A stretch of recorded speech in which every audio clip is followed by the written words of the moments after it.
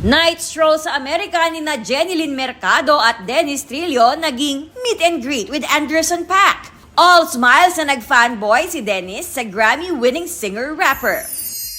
Bakit? Sino pa bang gagawa nito na may galit sa akin? Encantadia Chronicles Sangre stars Rochelle Pangilinan Solinap, Glyza De Castro, Sanya Lopez at Mikey Quintos as mga marites ng Encantadia sa isang TikTok trend.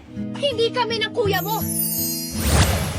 Inakusahan ni Brooklyn Peltz Beckham ang kanyang mga magulang na sina David at Victoria Beckham ng control, public pressure, and media manipulation. Sa IG story ng former model, sinabi niyang ayaw na niyang makipag-ayos sa kanyang pamilya. At for the first time, he's standing up for himself. Hindi rin daw siya kontrolado ng sinuman, taliwas sa mga ulat na minamandohan siya ng billionaire heiress actress wife na si Nicola. Ang mga magulang raw niya ang kumokontrol sa narratives tungkol sa kanilang pamilya. Hindi rin daw nila nire-respeto si Nicola. Wala pang sagot ang former football star at ang Spice Girls member sa mga pahayag ng kanilang panganay.